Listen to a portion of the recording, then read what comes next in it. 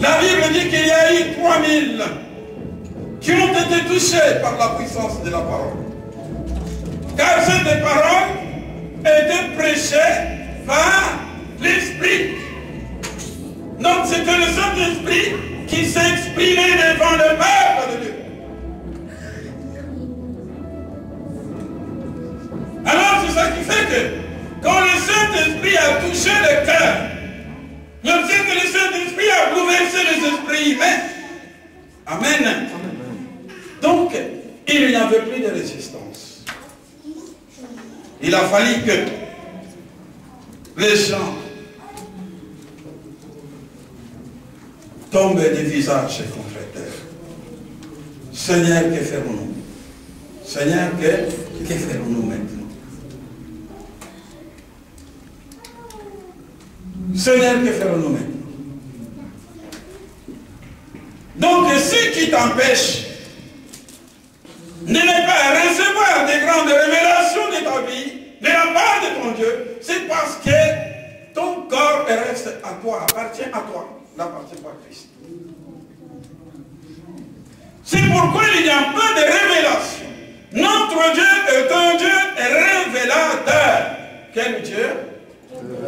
Révélateur. C'est pourquoi il est écrit que rien ne peut pas t'arriver dans la vie sans que le Seigneur te t'y informé.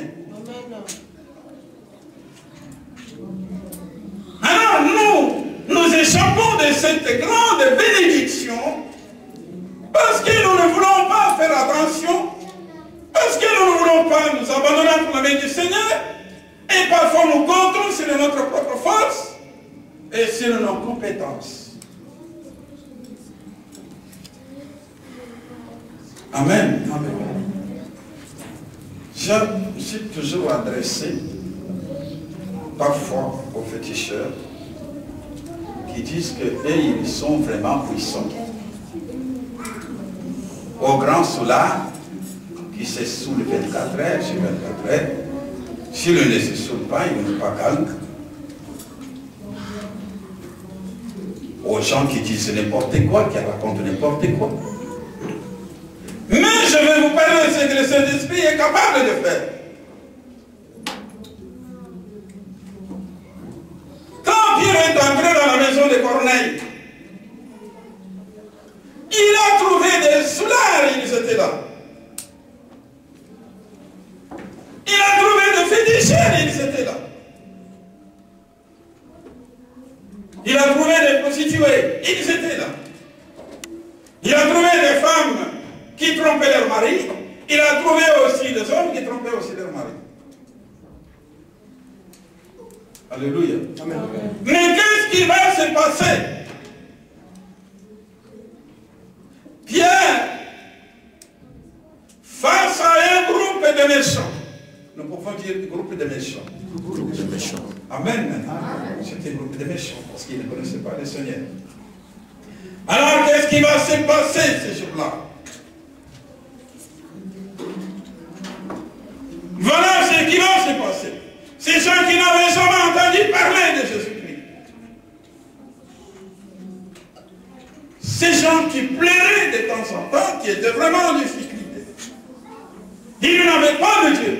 Leur Dieu était l'alcool, la bière.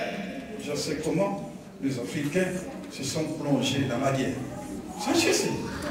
C'est pas que je ne connais pas. Amen. Amen. Par jour, 50, 100 canettes de fèves passer comme ça coule comme de l'eau. Mais dans la maison de Corneille, ceux qui faisaient couler aussi de la bière, ils étaient là. Mais là, vous allez voir la toute-puissance du Saint-Esprit.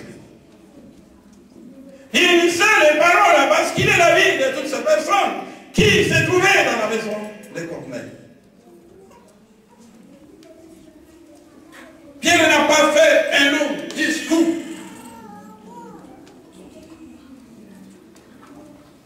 Mais dans ce qu'il parlait, il s'adressait à un homme qui est appelé Corneille. Il ne s'adressait pas aux foules qui se trouvaient dans la maison de Corneille. Mais il est arrivé quelque part dans sa déclaration. Alléluia. C'est par là que les choses ont changé. Nous pouvons dire ensemble, c'est par là que les choses ont changé. C'est par là que les choses doivent changer maintenant. C'est par là que les choses doivent changer. Dans ma vie.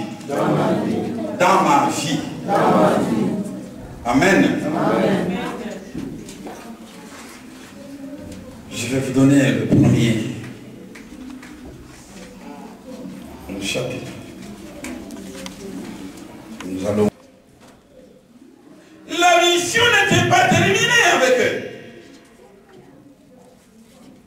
Et Simon le magicien aussi, il avait reçu le baptême. Mais ça n'était pas fini. La mission n'était pas terminée. Du fait que les gens ont reçu le baptême, ça n'était pas la fin de leur course.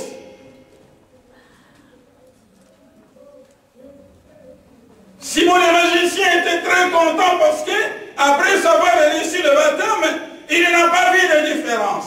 Nous pouvons dire ensemble, il n'a pas vu de différence. Il n'a pas vu de différence. Amen. Donc il est resté toujours le même avec tous les autres qui avaient reçu le baptême. Ils ont dit, mais tout simplement de l'eau, nous sommes allés prendre notre bain et c'est terminé. Le monsieur aussi, il serait peut-être un magicien, comme moi. Mais je ne connais pas ce qu'il est en train de faire.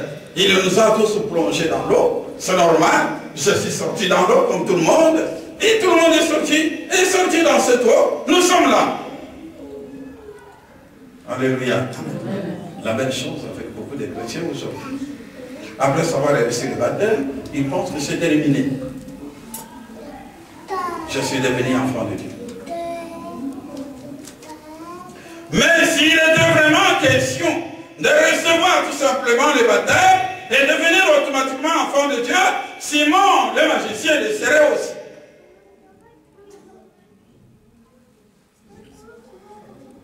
Mais qu'est-ce qui va se passer? Philippe le diacre a envoyé le message en Jérusalem. Il faut que les apôtres viennent. Le Seigneur est en train d'opérer les miracles, les prodiges. Je vais me baptiser un grand nombre de croyants. Il faut que les apôtres viennent voir ce que le Seigneur est en train de faire. Pierre et les autres, ils ont organisé le voyage pour descendre en Samarie. Et quand ils sont arrivés en Samarie, Simon le magicien était là. Il a vu Pierre et les autres, des hommes comme nous. Il a dit, mais ce sont des individus comme nous. Mais ils sont venus tout simplement confirmer ce que ce monsieur Philippe a fait. Donc, je resterai toujours les grands dans cette vie. Parce qu'il n'y a pas de différence. On peut dire ensemble, il n'y a pas de différence. Il n'y a pas de différence. Amen. Amen. Alors, qu'est-ce qui va se passer? À l'arrivée de sa porte, ils se sont dirigés là où se trouvaient les nouveaux convertis. On les appelle bien de nouveaux convertis. Ils étaient des bébés. Ils étaient là. Et leur grand magicien était aussi là. Du nom. Qu'est-ce qui va se passer? Il a fallu que les apôtres imposent les mains pour communiquer le Saint-Esprit. Au nom du Seigneur Jésus ressuscité de mort, l'agneau de Dieu est immolé,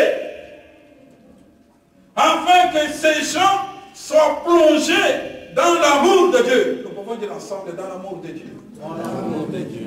Amen. Donc il a fallu que tous les nouveaux convertis soient plongés dans l'amour de Dieu.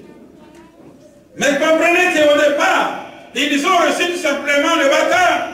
Et il n'y avait pas eu de changement. Même dans la vie de cet homme, le grand magicien, il n'y a pas eu de changement. Les gens se sont retrouvés comme ils se sont entrés dans l'eau et comme ils sont sortis aussi dans l'eau. Parce qu'il n'y avait absolument rien. Mais quand les apôtres sont arrivés,